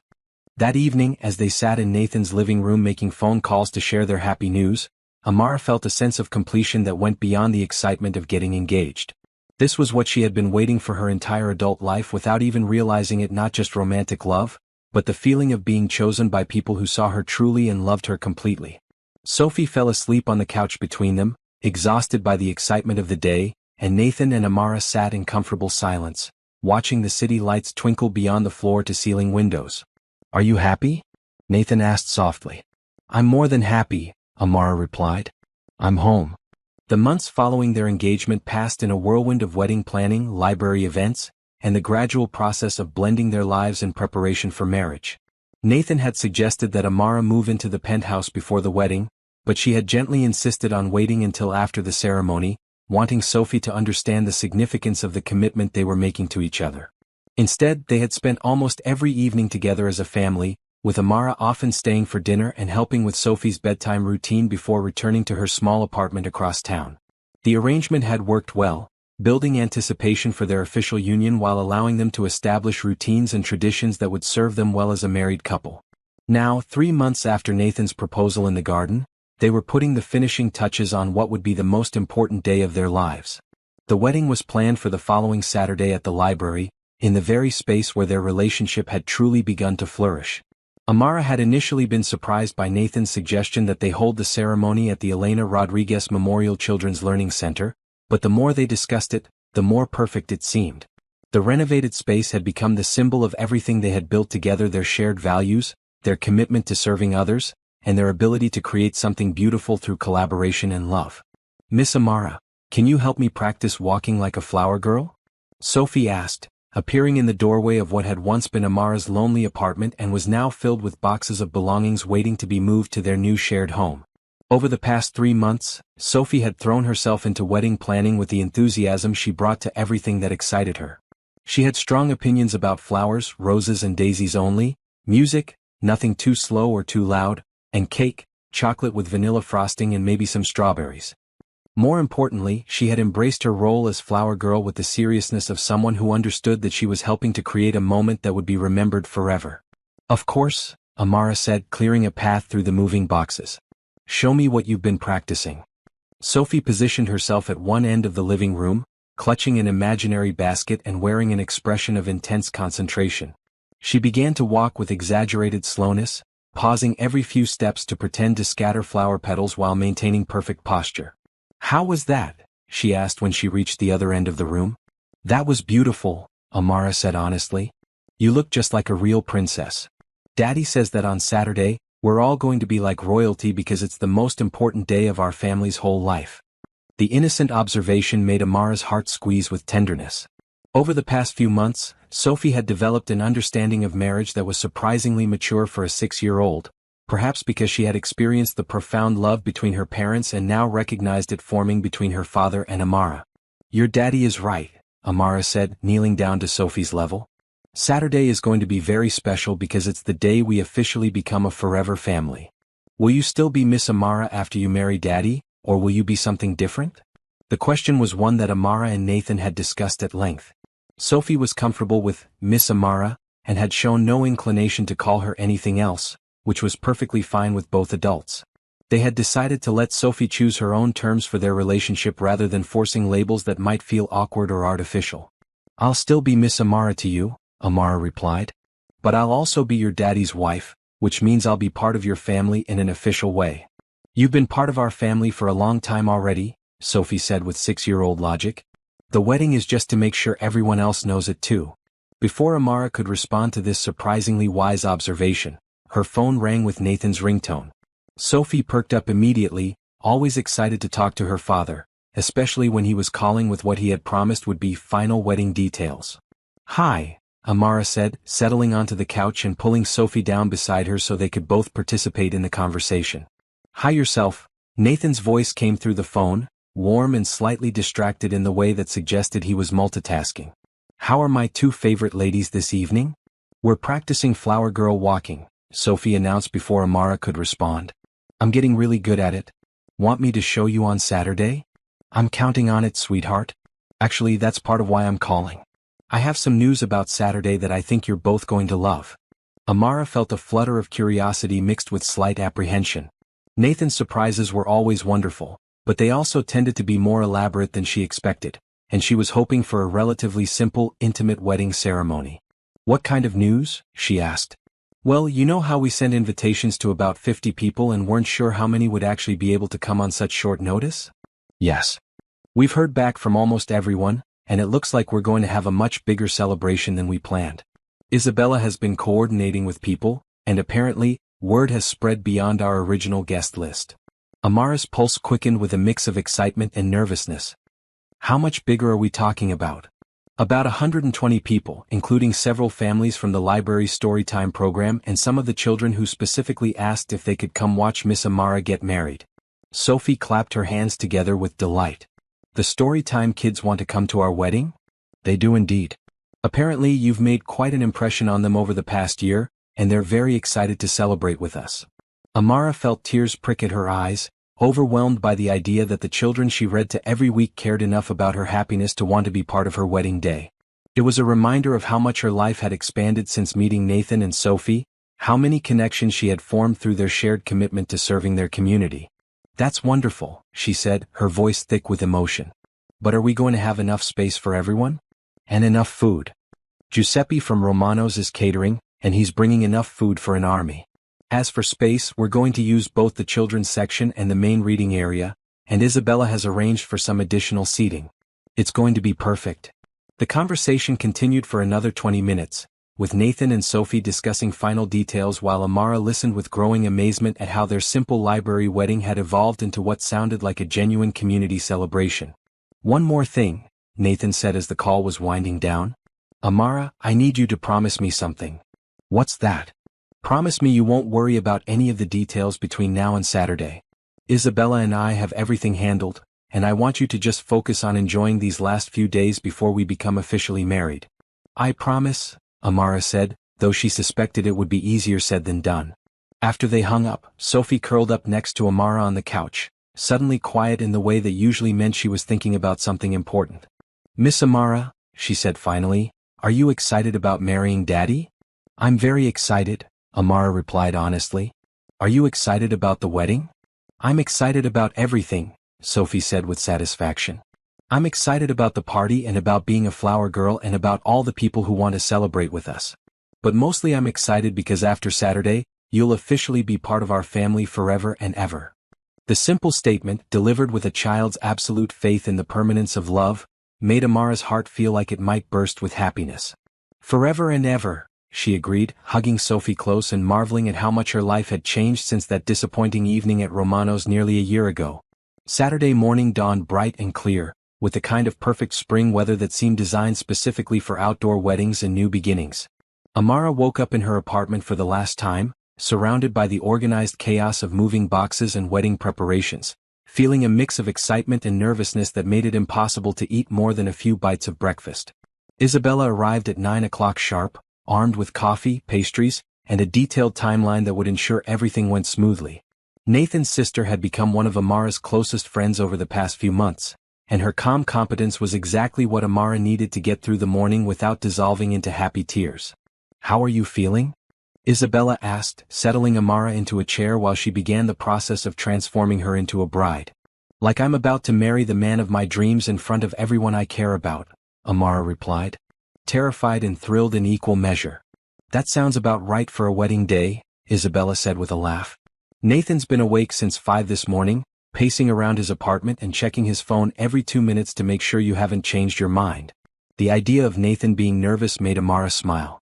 Over the past year, she had seen him confident in business meetings, patient with Sophie's endless questions, and thoughtful about everything from library renovation details to what kind of pizza to order for dinner. But knowing that their wedding day made him nervous too was somehow reassuring. By noon, Amara was transformed. Her dress was a flowing creation in ivory silk that managed to be both elegant and comfortable, perfect for a celebration that would involve everything from a formal ceremony to dancing with 6-year-olds. Her hair was arranged in loose waves with small white flowers tucked among the curls, and she wore the pearl earrings Nathan had given her along with a delicate necklace that had belonged to her grandmother. "You look absolutely radiant," Isabella said, stepping back to admire her handiwork. "Nathan is going to fall over when he sees you." At the library, The transformation was even more dramatic than Amara had expected. The Elena Rodriguez Memorial Children's Learning Center had been decorated with white roses and soft lighting that made the entire space glow with warmth and romance. Chairs had been arranged in curved rows that focused attention on an arbor covered in flowers where the ceremony would take place, and the story tree had been hung with fairy lights that created a magical backdrop for what would surely be the most memorable day of all their lives. Guests were already beginning to arrive when Amara and Isabella pulled up to the library's side entrance. Through the windows she could see families from Story Time, Nathan's business associates, and what looked like half the neighborhood gathered in the space that had become so meaningful to all of them. "Ready?" Isabella asked, squeezing Amara's hand. "More than ready," Amara replied, surprised by how calm she suddenly felt. All the nervousness of the morning had melted away, replaced by a sense of rightness that settled into her bones like coming home. Inside the library, Nathan stood near the flower-covered arbor in a perfectly tailored navy suit that brought out the warm brown of his eyes. When he saw Amara appear at the back of the room, his face lit up with an expression of pure joy that made every person in attendance smile in response. But it was Sophie who stole the show, walking down the makeshift aisle with the careful precision she had been practicing for weeks, wearing a flowing yellow dress that made her look like a small ray of sunshine. She scattered rose petals with the seriousness of someone performing the most important job in the world, pausing occasionally to wave at friends from Storytime who called out her name. When she reached the front, she took her place beside Nathan and turned to watch Amara's approach with glowing pride. The ceremony itself was perfect in its simplicity. They had chosen traditional vows with personal touches that reflected their unique journey, speaking words of commitment and love while surrounded by the books and learning spaces that had brought them together. "I promise to love you not just in the easy moments, but in the challenging ones," Nathan said, his voice steady and sure as he looked directly into Amara's eyes. "I promise to build a life with you that honors our past while embracing our future, and to raise Sophie together with the same love and wisdom you bring to everything you do." Amara's vows brought tears to more than half the congregation. "I promise to love you and Sophie with all my heart, to support your dreams and share your burdens, and to create a home where kindness and laughter are as important as ambition and success. I promise to be the partner you deserve and the mother Sophie needs, not by trying to replace what came before, but by adding my own love to the foundation you've already built." When the officiant pronounced them husband and wife, the cheer that went up from their assembled friends and family was loud enough to be heard 3 blocks away. Nathan's kiss was tender and full of promise, while Sophie bounced on her toes with excitement and the children from Storytime clapped with uninhibited enthusiasm. The reception that followed was a joyful celebration that perfectly captured the spirit of their relationship. Giuseppe had outdone himself with a menu that included everything from elegant hors d'oeuvres for the adults to star-shaped finger sandwiches that delighted the younger guests. The wedding cake was a 3-tiered masterpiece decorated with sugar flowers that looked almost real, but it was Sophie's request for chocolate cupcakes for the kids that proved most popular. "Mrs. Rodriguez," Nathan said, finding Amara during a quiet moment between dances, "how does it feel to be married?" "It feels like the most natural thing in the world," she replied, admiring the way her wedding ring caught the fairy lights strung throughout the library. "And I love the sound of Mrs. Rodriguez." They danced to their first song as a married couple while their guests formed a circle around them, but the most touching moment came when Sophie asked if she could have a dance with "my new mama." The 3 of them swayed together in the center of the circle, surrounded by everyone who loved them, while Sophie chattered happily about how perfect everything had turned out. "This is the best wedding in the whole world," she declared, looking between her parents with satisfaction. "Everyone is so happy and the library looks like a fairy tale, and I got to be the best flower girl ever." "You were definitely the best flower girl ever," Amara agreed, lifting Sophie so she could see over the crowd of well-wishers who surrounded them. As the evening wound down and guests began to depart with hugs and promises to visit soon, Nathan, Amara, and Sophie found themselves alone in the decorated library, surrounded by the remnants of their perfect celebration. "Look," Sophie said, pointing to a corner where several children had left drawings and cards congratulating the new family. "Everyone wanted to make sure we knew how happy they are for us." Amara picked up one of the drawings created by Maria Santos's 7-year-old daughter, showing 3 stick figures holding hands under a rainbow with the words, "Happy Family" written in careful block letters across the top. "We really are a happy family, aren't we?" she said, looking at Nathan and Sophie with wonder at how much her life had changed. "The happiest," Nathan confirmed, pulling both his wife and daughter into a hug that felt like a promise of all the joy yet to come. 1 year later, Amara stood in the nursery of their penthouse home, gently rocking in the chair Nathan had insisted on placing by the window so she could look out at the garden while feeding their newest family member. 3-month-old Elena Marie Rodriguez was a perfect blend of both her parents, with Nathan's dark hair and Amara's warm brown eyes, and a temperament that seemed designed to bring joy to everyone who met her. The pregnancy had been a surprise that came just 4 months after their wedding, discovered during what Amara had thought was a routine checkup for persistent fatigue. The early months had been challenging, with morning sickness that lived up to its reputation and fears about how Sophie would adjust to sharing her parents with a sibling. But Sophie had embraced the idea of becoming a big sister with the same enthusiasm she brought to everything that excited her. She had helped choose the baby's name, insisting that naming her after both her mama in heaven and her mama on earth was the most perfect thing they could do. She had also appointed herself as the baby's official protector and entertainment committee, singing lullabies she made up herself and providing running commentary about everything Elena needed to know about their family. "Is she sleeping?" Sophie whispered from the nursery doorway, wearing her school uniform and carrying her backpack. At 7 years old, she had grown into a confident, articulate child who excelled at school and still loved story time at the library above almost everything else. "Just about," Amara replied softly, adjusting the blanket around Elena's tiny form. "Did you have a good day at school?" "I had the best day," Sophie said, settling into the small chair beside the rocking chair that had become their traditional spot for after-school conversations. "We talked about families and social studies, and I got to tell everyone about how our family grew because of love and kindness and how sometimes the best families are the ones that choose each other." The wisdom in Sophie's words, delivered with 7-year-old matter-of-factness, never failed to amaze Amara. Over the past year and a half, she had watched this remarkable child navigate the complexities of blended families and new siblings with grace that many adults could learn from. "What else did you learn today?" Amara asked, always genuinely interested in Sophie's school experiences. "Mrs. Peterson said that next week we're going to have a special visitor who writes children's books, and I told her that you know everything about children's books because you're the best librarian in the whole city. Can the book writer come visit our library too?" "I'm sure we could arrange something," Amara said, making a mental note to contact Sophie's teacher about coordinating a library visit. The Elena Rodriguez Memorial Children's Learning Center had become one of the most popular destinations for authors and illustrators in the city, hosting events that regularly filled every seat and generated waiting lists of families hoping to attend. Nathan appeared in the doorway, having arrived home from work earlier than usual as had become his habit since Elena's birth. Fatherhood the second time around had brought out an even more tender side of his personality, and he had restructured his work schedule to ensure he could be present for all the small moments that made family life meaningful. "How are my 3 favorite ladies?" he asked, settling onto the floor beside Sophie's chair and reaching up to touch Elena's tiny hand. "Elena had a good feeding and Sophie had an excellent day at school," Amara reported. "And I finished the proposal for the new teen literacy program that we'll be presenting to the library board next month." The success of the Children's Center had led to requests for expanded programming throughout the library system, and Amara had been promoted to Director of Community Outreach, a position that allowed her to develop programs that served families throughout the city. Nathan's foundation had continued to support her initiatives, but her ideas and expertise had attracted funding from multiple sources, making her one of the most respected voices in children's literacy in the region. "I have news too," Nathan said, his voice carrying the excitement that always accompanied his announcements about new projects. "The board approved the expansion proposal. We're going to be able to create children's learning centers in 6 more libraries throughout the metro area." Sophie bounced in her chair with excitement. "That means 6 more libraries will be as beautiful as ours?"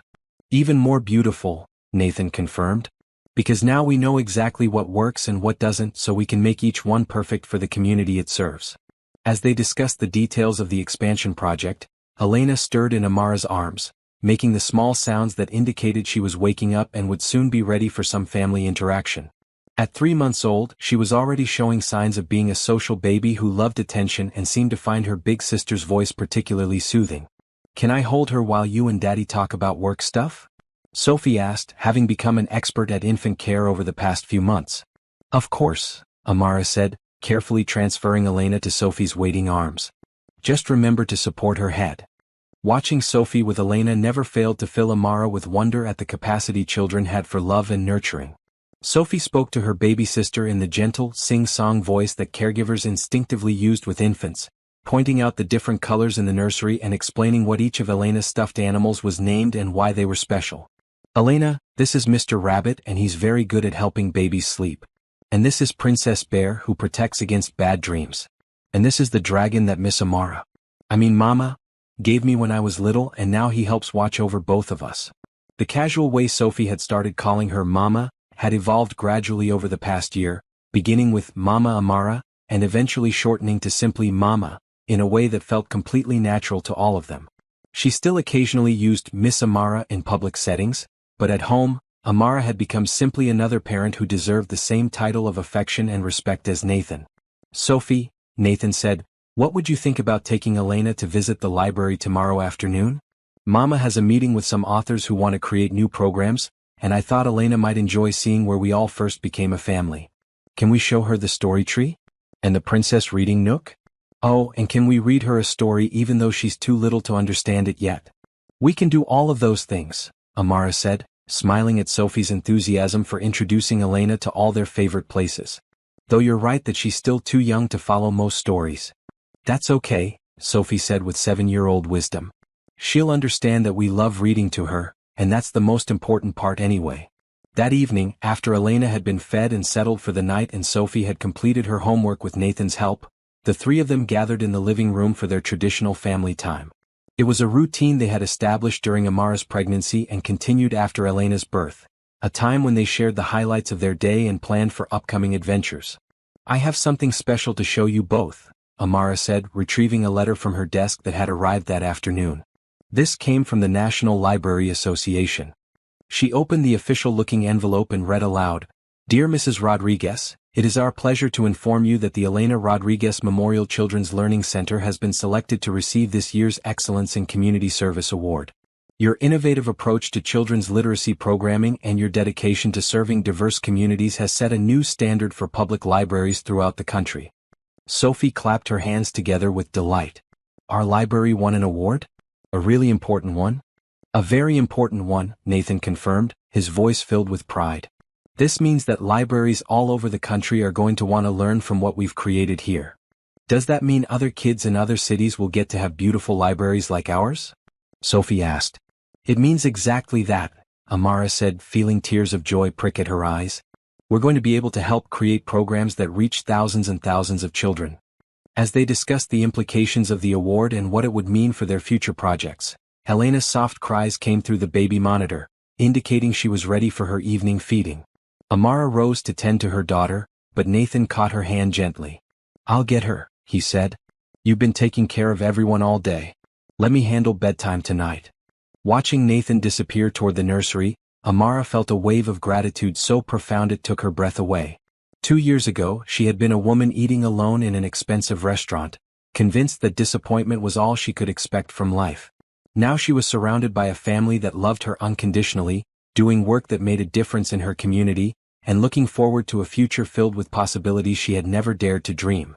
"Mama," Sophie said, curling up beside her on the couch, "do you think Elena will love the library as much as we do when she gets older?"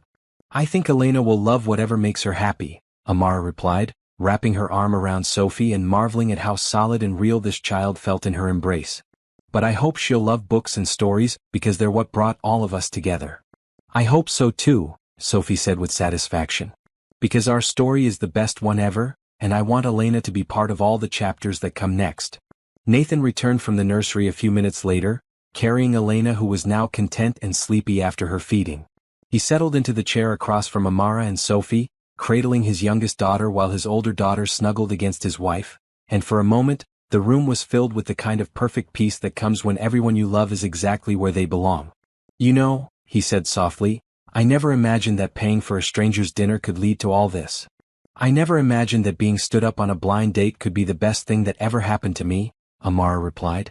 "And I never imagined that giving someone a flower made out of a napkin could help create the most perfect family in the whole world," Sophie added, making both adults laugh at her ability to find her place in any conversation. As they prepared for bed that evening, Elena sleeping peacefully in her crib and Sophie settled in her room with the latest book in a series about a girl detective that had captured her imagination, Nathan and Amara stood together on the balcony overlooking the garden where they had shared so many important moments. "What are you thinking about?" Nathan asked, wrapping his arms around his wife from behind and resting his chin on her shoulder. "I'm thinking about how grateful I am for all of it," Amara replied, leaning back against his warmth. For Sophie's generous heart that brought us together, for your kindness to a stranger that started everything, for Elena sleeping safely in her crib, for work that feels meaningful, for this family we've built together. I'm grateful too, Nathan said, his voice soft with contentment. For your courage in saying yes to dinner with strangers, for your love that made Sophie bloom and taught me how to hope again, for Elena who represents everything beautiful about our future together. They stood in comfortable silence for a few minutes, looking out at the city lights and the garden that had witnessed their engagement and so many other important moments in their relationship. Nathan, Amara said finally, do you ever wonder what would have happened if Sophie hadn't noticed I looked sad that night at Romano's? I try not to think about it, Nathan replied honestly. Because I can't imagine any version of my life that doesn't include you in it now. I love you, she said, turning in his arms to face him directly. I love you and Sophie and Elena and this life we've created together more than I ever knew it was possible to love anything. I love you too, Nathan replied, kissing her with the tenderness that had characterized their relationship from the very beginning. Forever and always, just like we promised. As they made their way back inside, checking on both daughters before settling into their own bed, Amara felt a deep sense of completion that had nothing to do with endings and everything to do with the ongoing joy of living a life filled with purpose and love. The Elena Rodriguez Memorial Children's Learning Center would continue to serve families for generations to come. Sophie would grow up confident in her ability to choose kindness and create positive change in the world. Elena would be raised surrounded by books and stories and the understanding that love came in many forms. And Nathan and Amara would continue building a partnership that honored their past while embracing all the beautiful possibilities their future held. Sometimes the most extraordinary love stories begin with the simplest acts of kindness, Amara thought as she drifted off to sleep in her husband's arms.